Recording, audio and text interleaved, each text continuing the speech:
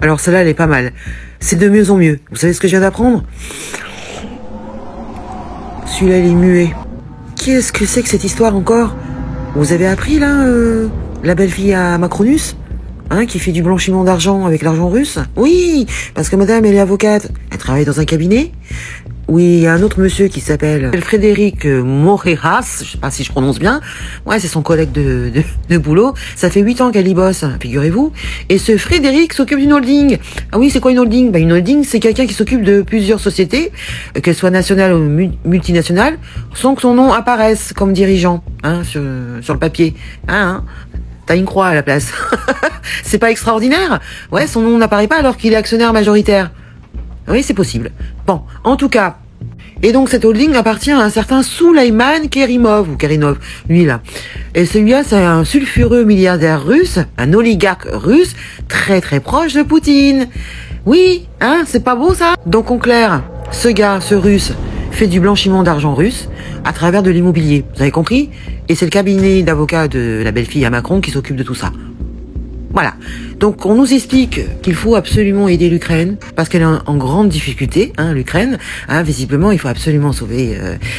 Et par contre, il faut tout faire pour se défendre avec un livret de survie, hein, en prime, hein, parce que tonton Poutine pourrait venir nous casser la gueule. D'accord?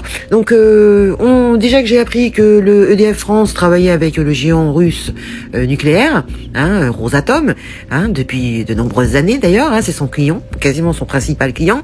Et là, nous apprenons que sa belle-fille là fait du blanchiment d'argent russe. Alors, c'est pas fini.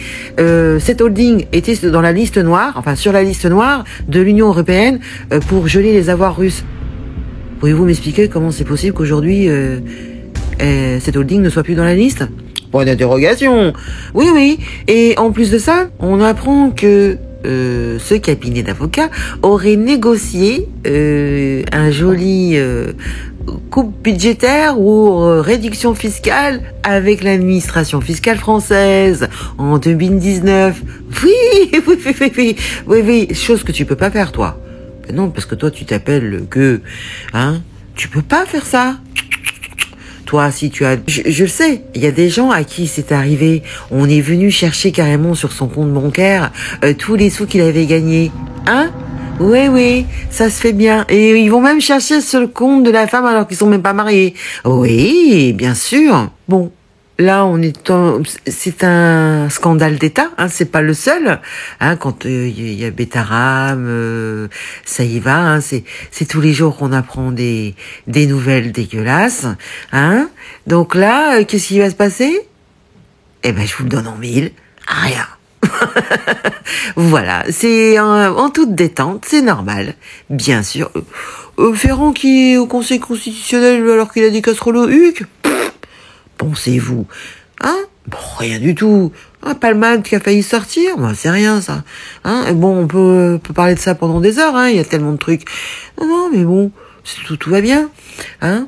On nous a pompé tout notre pognon, ils sont en train de lorgner sur notre épargne et on est en train de nous dire qu'attention, tonton Poutine, l'ours, va bientôt débarquer avec des tanks et on apprend quoi que, hein, en toute discrétion, il continue de travailler avec un proche à l'ours, hein. Eh oui, visiblement c'est un pote à Poutine, le gars, là, Souleyman. Eh oui. Formidable. On en apprend tous les jours, hein.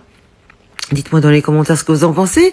Êtes-vous content d'apprendre ça alors qu'on n'a plus un copec puisqu'on a tout donné à UK et qu'on va continuer encore à donner, hein, parce qu'ils nous ont encore raboté tous nos acquis sociaux, les chômeurs, l'hôpital, la justice, l'éducation nationale, la police, tout. Il y a plus rien, il y a plus un copec. Les SDF, nous les oublions pas, bien sûr, hein. Ouais, l'hypocrisie. Allez donner votre épargne, hein. Allez-y, hein.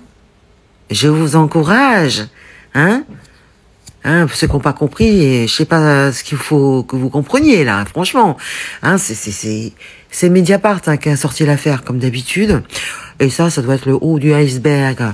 On nous donne des miettes de temps en temps, un os à ranger, mais je suis sûre que l'affaire est beaucoup plus grave. Mais bon, Si ça se trouve, ils dînent tous ensemble, hein, le Zelensky, le mendiant, hein, l'ours, le Macron, ils dînent tous ensemble, ils se foutent de notre gueule, parce que peut-être que depuis le début, l'objectif, c'est de prendre l'épargne des Européens. Va savoir. Va savoir. On sait pas ce qui se passe là-haut. Voilà, hein. Ça sera peut-être le prochain scandale. Allez, salut les gueux, à bientôt.